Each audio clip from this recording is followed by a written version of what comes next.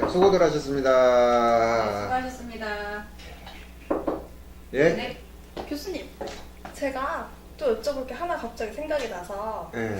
한 가지 더 여쭤보고 가도 될까요? 안 된다고 그러면은 화낼 건가요? 아니, 그럼 제가 이제 궁금해서 잠을 못 자겠죠. 아니, 아까 사실은 얘기가 좀 덜 끝난 건 사실은 그런다고 돌아오면 안 되지. 방송이 끝났는데. 자, 그러면은 되게 이렇게 그 스피드하게, 일단 앉아서 네. 앉아가지고 스피드하게.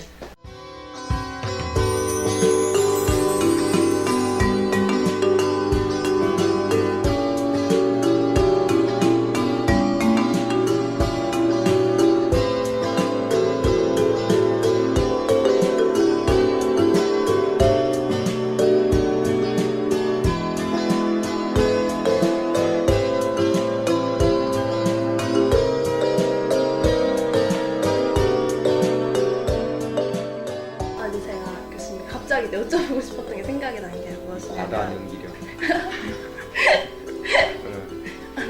이제 얼마 전에 이제 응. 낸시랭이랑 낸시랭 그 무리들이 같이 우리. 네, 일행들이 고양이 네. 우리. 이제 전 대통령 생가를 방문해서 예. 이제 뭐 퍼포먼스라는 이름을 안에서 예. 뭐 이렇게 펼쳐서 언론에 많이 보도됐잖아요. 예. 이제 그 퍼포먼스가 이제 문제가 많다고 얘기들이 있는데 이제 교수님께서는 그걸 어떻게 보셨어요? 물론 저도 굉장히 저거는 좀 그러니까 상식 이하의 행동이라고 보긴 했는데 교수님께서는 그래도 그런 문화예술 쪽의 전문가이신데 그런 쪽에서는 이제 어떻게 평가하시는지 갑자기 그 여쭤보고 싶더라고요. 그 일당들이 했던 행위는 전문가 의견이 필요 없습니다. 짜증나서 뭐 분노를 터뜨리면 이렇게 보게 되는 건데, 함량미달이죠, 일단은. 유경수사 사진 위에다가 인공기를 걸어놨더라고요. 유경수사가 북한에서 보낸 그 암살자에 의해서 총에 맞아 돌아가셨는데, 이게 망자에 대한 모독이죠. 우리가 만약에 이벤트 한답시고 저기 부엉이바위 가가지고 투신하는 이벤트 해봐. 이건 안 되는 거거든요. 왜냐하면 이벤트라는 건 기본적으로 사회적인 기본 선을 갖다 지켜주는 게 이벤트지, 그건 이벤트가 아니에요. 저질이지, 저질. 근데 이제 저는 그런 보도를 보면서 화가 나는 첫 번째 이유는 낸시랭이 그런 행동을 하는 것을 그치지 않고 나는 내 표현의 자유가 있어서 대한민국 국민으로 내가 이런 걸 한다는데 왜 너희들이 나한테 손가락질을 하고 내 예술에 대해서 잘못했다고 평가를 하느냐, 이제 이렇게 인터뷰를 하는 걸 많이 보면서 이제 교수님께서도 책도 쓰시고 다양한 문화예술 활동하시는데 이제 뭐 그렇게 낸시랭이 늘상 말하는 표현의 자유라는 대한민국상의 그런 권리자 이제 의무를 그래도 표현을 자유롭게 했고, 그 다음에 지적질한 사람도 표현을 자유롭게 한 건데 왜 거기서 그래? 그리고 제일 웃긴 사람은 전쟁터에 나가가지고 갑자기 지 발로 전쟁터 들어오고 나서 총 맞았다고 아프다 징징대는 사람 제일 짜증나. 지가 한 행동이 어떤 행동인지 대충 알면은 거기에 들어올 그 반격을 갖다가 받아들일 줄 알아야죠. 만약에 제가 조선일보에다가 칼럼을 쓴다, 정치적인 칼럼을 쓴다 하게 되면은 저는 이미 어떤 판에 들어온 거잖아. 그러면 그 비판이 들어온 것을 왜 그러세요? 저는 그냥 써본 거 이렇게 말하는 거하고 똑같은 거거든요. 그건 있을 수 없는 일이죠. 네? 좀 간악하지. 근데 혹시 교수님이 이제 문화예술 활동을 하시면서 내가 대한민국 국민이기 때문에 그러니까 눈치가 보인다던가 아니면 뭐 이제 법에 이제 위반이 될까봐 뭐 이제 미분 양속에 위반되는 행동일까봐 하지 못했던 적 있으세요? 많이 있죠. 예술을 하는 사람은 대부분 기본적으로 자익적인 발상을 하는 게 정상이야. 근데 그것도 어느 선을 사야 되는, 그 다음에 그런 발상을 할 때 이거를 한번 틀어가지고 위트 있게 하거나 풍자로 하거나 이렇게 해야지, 직설적으로 막 그 철거민들 있는 뭐 현장에다가 카메라 들이대고 힘들죠, 죽을 것 같죠, 이거는 예술이 아니야. 이거는 무식한 짓이죠 그냥.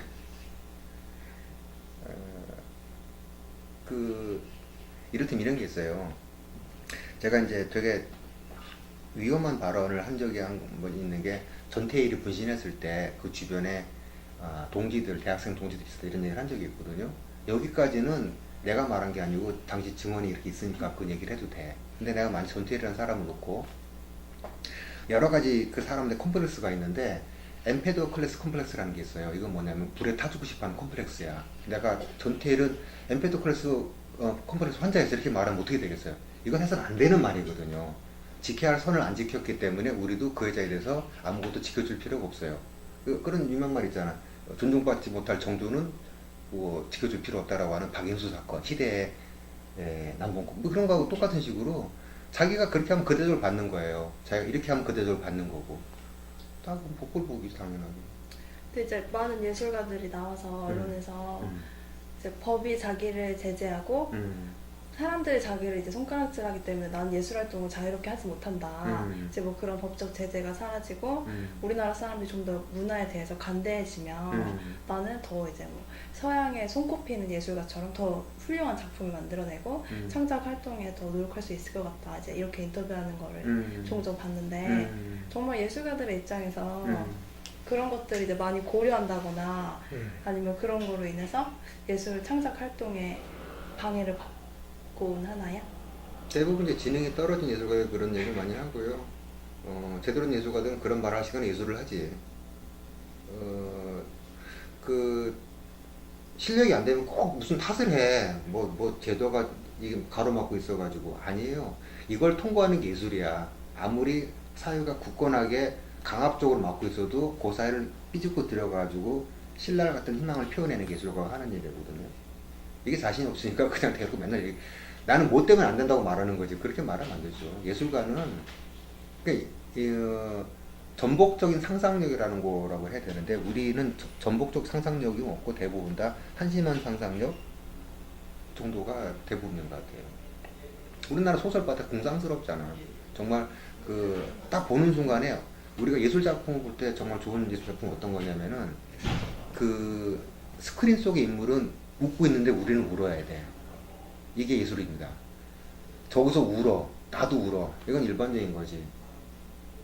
저기서는 울고 난 안 울게 되면 진짜 웃긴 거죠. 첫 번째 거를 예술이라고 우리는 불러요. 정말 저 두 사람이 안에서 너무 행복하게 우는데 난 눈물이 너무 나서 미치겠는가 그런 장면들. 이런 거가 예술이라고 부르는 거예요. 예술하는 사람 입장에서. 나머지는 함량입니다. 유사예술. 유사예술도 아니고 거짓 예술, 페이크 예술 이렇게 생각을 해요. 근데 오히려 이제 저는 갑자기 든 생각이 이제 예술가들이 많은 작품을 이제 막 공장에서 물건 찍어내듯이 막 찍어내서 그 수가 많아지기 위해서는 첫 번째로 그런 제재나 나라에서 이제 검열하는 이제 그런 게 없어지면 더 자유로워지면 창작물이 더 많이 나오게 될 거라고 생각이 되거든요.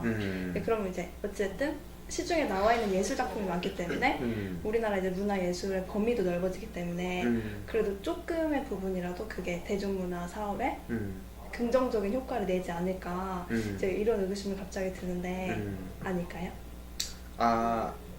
저는 좀 반대로 생각하는 게 제재 자체가 소재야. 나를 제재할수록 소재가 늘어나요. 너무 재밌잖아. 이를테면은 우리가 어릴 때는 통행금지라고 밤 12시면 길을 못 다니게 했거든요. 얼마나 재밌는 소재야. 지금 뭘 가로막고 있고 80년대 이렇게 댕기면은 정경들이 가방을 검사해. 얼마나 재밌는 소재야. 제재는 소재입니다. 그걸 이해하지 못하는 예술을 접어야지 그거는. 그러니까 1차원적인 발상으로 자꾸 바라보니까 모든 게 다 불만인데 저로 생각하는 것은 그것을 뛰어넘어 가지고 그렇게 한 사람들을 정말 우스꽝스럽게 만들어 버리는 것이 예술이지. 손가락질 하는 건 예술, 그건 정치죠. 그러니까 낸실행은 정치를 해놓고 예술을 했다 우기고 있니까. 그러니까 이름 되게 있어. 어디서 끊어낼 것 같아? 낸실행이야? 낸실행? 실행이었냐 그러면? 근데 이제 교수님이랑 낸실행에 이제 관련된 이야기를 하다 보니까 제가 갑자기 든 생각이 요즘 이제 낸실행이 SNS를 이용해서 정치적 발언이라고 하기에 좀 모자란 부분이 있지만 이제 뭐 자기만의 소신 발언을 하고 있는데 그런 거는 교수님 이제 어떻게 보세요? 사람들이 자기한테 되게 주목하고 그러면은 그때 사람이 약간 오버하는 경향이 생겨요. 김여진도 한번 그런 적 있었죠. 이런 식으로 하는데 자제해야지. 자제를 부탁드립니다. 제발 부탁드립니다. 그냥 홍대에서만 노시고 종편 돌아다니시고 그냥 그렇게 사세요. 뭡니까 그게 도대체? 제가 봤을 때 낸실행은 그런 사람들의 관심을 받기를 좋아해서 내가 이렇게 하면 사람들이 나를 욕할 것이다. 이런 걸 철저히 계산하고 하는 행동 같은데 그런 거에 집착하는 이유가 뭘까요? 사람의 심리에서. 지능미달? 유아적 발상? 뭐 이런 거.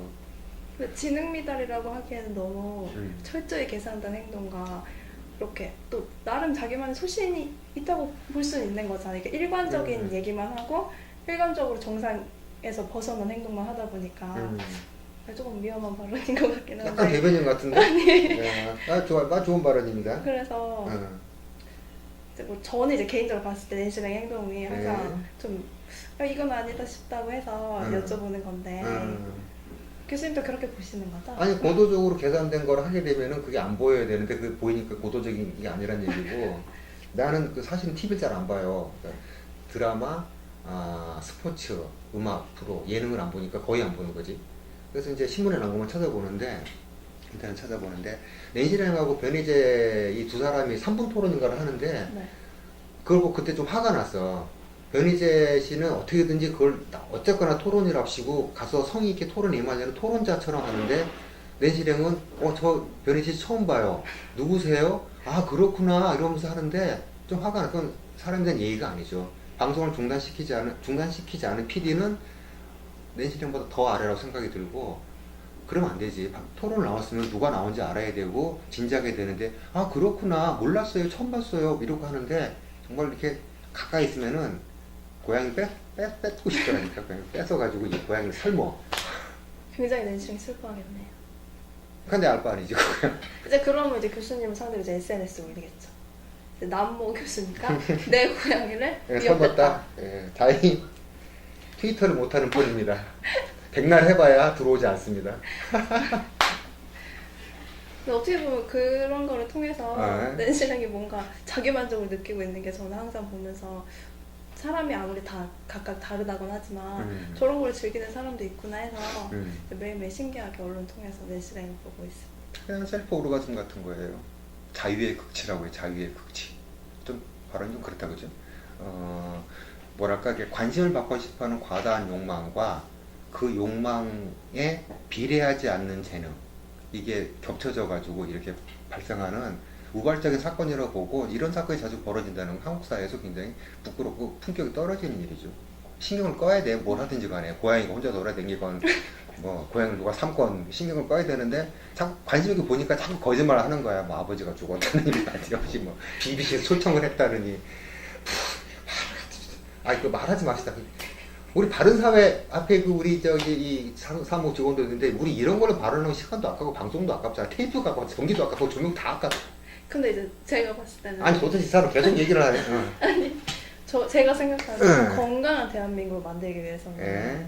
이제 이렇게 좋은 바른사회 사무 직원분들이랑 이제 교수님 훌륭하신 분들이 그렇게 그런 분이라 그래 그런 선생님까지 이제 모든 대한민국 국민을 품고 건전하게 이제 살아가서 사회 일조할 수 있도록 만들어야 된다고 저는 생각을 해요. 사람이 건강할 때 건강하기 위해서 병원에 가면 뭘 하죠? 검진차를 받아요. 진찰을 받은 다음에 뭘 하죠? 약을 처방. 약을 처방받거나 아니면 어디 주사를 골맞어요. 그럼 어떻게 되지? 치료받아요. 많이 골맞어. 혹이 났어. 수술해요. 수술해. 잘라내야죠. 네. 사람이 건강해지기 위해서는 덜어내야 되는 거지. 그걸 껴안고 살면 죽어요. 발상이 되게 안 좋다. 그러니까 저는 이제 이런 거는 꿈 같고 이제 좀 이상적인 발언인 거고 사실 현실은 교수님 말씀처럼 필요 없고 계속 사회를 이렇게 흐트러 놓으면 배제를 해야 된다. 빼건 빼고 우리 우리 갈 길을 가야 된다. 이 말씀이신 거죠. 그러니까 되게 조심스러운 발언인데 그 암세포는 도려내고 건강한 몸으로 살아갈 수 있도록 대한민국을 이쁘게 꾸려 보아요. 그래서 이제 다시 이제 얘기를 돌아와서 교수님께 제가 궁극적으로 여쭤보고 싶었던 거는 어쨌든 그런 사람이 아직 우리나라에 있잖아요.